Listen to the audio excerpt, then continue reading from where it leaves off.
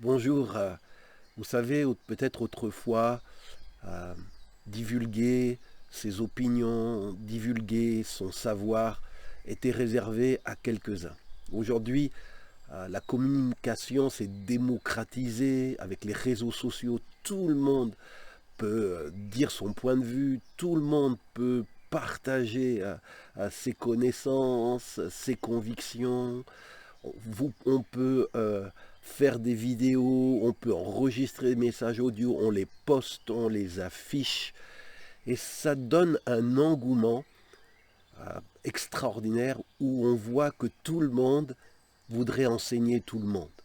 Beaucoup de gens cherchent à se frayer un chemin pour être entendus et pouvoir communiquer ce qu'ils ont à communiquer. Et ce phénomène, on le retrouve aussi dans l'Église. L'Église n'échappe pas. Je vois de plus en plus de chrétiens, même tout jeunes convertis, qui postent des messages d'enseignement, de plus en plus de gens qui pensent qu'ils sont des élus de Dieu, des oints de Dieu, que l'Esprit de Dieu est sur eux et qu'ils sont chargés d'enseigner tous leurs frères et sœurs et souvent pour les corriger parce que eux ont perçu des choses que les autres n'ont pas perçues. Et face à cette prolifération d'enseignants, et souvent des enseignants autoproclamés, c'est-à-dire des gens qui se proclament eux-mêmes habilités par Dieu à enseigner les chrétiens, enseigner l'Église de Jésus-Christ, eh bien, que dit la parole de Dieu? La parole de Dieu dit dans l'épître de Jacques au chapitre 3, verset 21, verset 1, ne soyez pas nombreux à vouloir devenir des enseignants. La Bible dit non, ne soyez pas nombreux à devenir des enseignants. Et je pense que Dieu, quand il voit ce qui se passe, doit certainement se dire, mais ils n'ont pas lu ce passage. Ils multiplient, les enseignants se multiplient, pullulent. Alors que moi, le conseil que je donne aux chrétiens, c'est ne soyez pas nombreux à vouloir enseigner les autres. Et il dit, Jacques, vous le savez, mes frères et sœurs, nous serons jugés plus sévèrement. Quand tu te donnes une position d'autorité où tu penses transmettre une connaissance fiable aux autres, il faut savoir que tu attireras sur toi un jugement plus sévère. Parce que ce que tu vas dire, même si c'est faux, même si c'était pas juste, aura induit en erreur, aura amené des déséquilibres, peut-être des hérésies dans l'Église. Et un jour, ce micro dont tu rêvais tant d'avoir, cette estrade pour communiquer ton savoir, deviendra une plateforme pour te juger encore plus sévèrement à cause peut-être de tout ce que tu auras causé comme dégâts si ce que tu enseignes n'est pas juste, n'est pas équilibré, n'est pas fondé dans la parole de Dieu.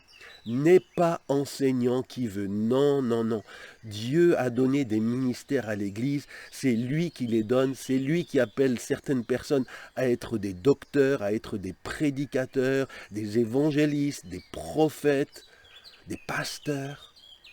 Mais tous, nous avons par l'Esprit Saint accès à la connaissance de Dieu, mais nous ne sommes pas tous appelés à enseigner les autres. Et parfois je suis frappé que des gens veulent enseigner les autres alors qu'ils ne connaissent mal leur Bible. Parfois des gens enseignent et beaucoup de gens les écoutent alors que ces gens n'ont jamais même peut-être lu leur Bible en entier une seule fois.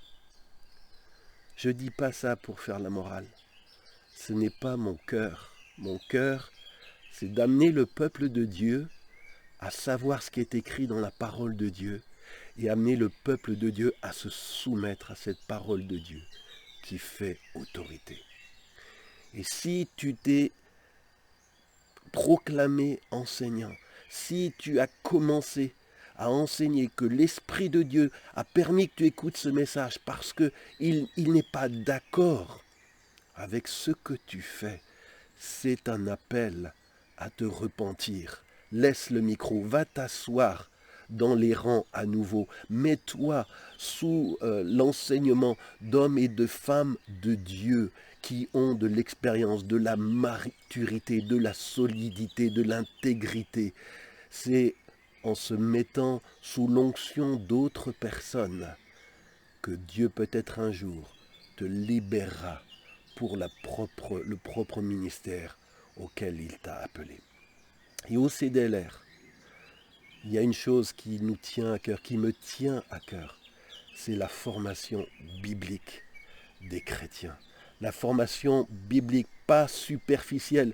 Parfois on entend toujours des enseignements sur les mêmes choses. Les gens connaissent peut-être 100 versets dans la Bible, mais il y en a des millions. On doit enseigner tout le conseil de Dieu. Pas juste les passages, nos passages favoris. Et c'est pour cela que nous avons créé une école biblique. L'école biblique CDLR, elle est gratuite, elle est en ligne. Si tu as un accès à Internet, si tu as une adresse email fiable, cette école, tu peux t'y inscrire. Tu vas sur le site cdlr.fr à la page formation et là tu vas cliquer sur inscription. Cette école est constituée d'un parcours de formation, 48 étapes. On va parcourir des thèmes différents comme le ministère, comme la doctrine chrétienne, comme la prière, comme la foi, comme les fondements de la vie chrétienne. Et pour chaque étape, il y a un devoir à faire, où on demande à l'élève d'étudier sérieusement l'enseignement, de pouvoir y réfléchir, de pouvoir prier sur cet enseignement et de pouvoir nous dire ce qu'il en a reçu. Et puis il y aura une mise en pratique demandée que, comme le dit la parole, ce que tu as reçu de moi, eh bien transmets-le à ton tour à des hommes fidèles qui à leur tour le transmettront à d'autres. Alors mes bien-aimés, je voudrais vous encourager à aller sur ce site cdlr.fr et peut-être de considérer, mais il faut que ça soit après prière, il faut que vous ayez le feu vert de Dieu, que vous soyez sûr que votre motivation est juste et que vous aurez du temps pour faire cette formation sérieusement. Allez sur le site cdlr.fr si c'est le cas, allez à la page formation et vous pouvez nous envoyer votre inscription. Je prie au nom de Jésus que Dieu amène dans ces temps de la fin des serviteurs, des servants de Dieu bien formés, pas superficiellement formés, mais bien formés dans tout le conseil de Dieu, solides, Seigneur, dans la foi, solides dans la connaissance de la sagesse de Dieu.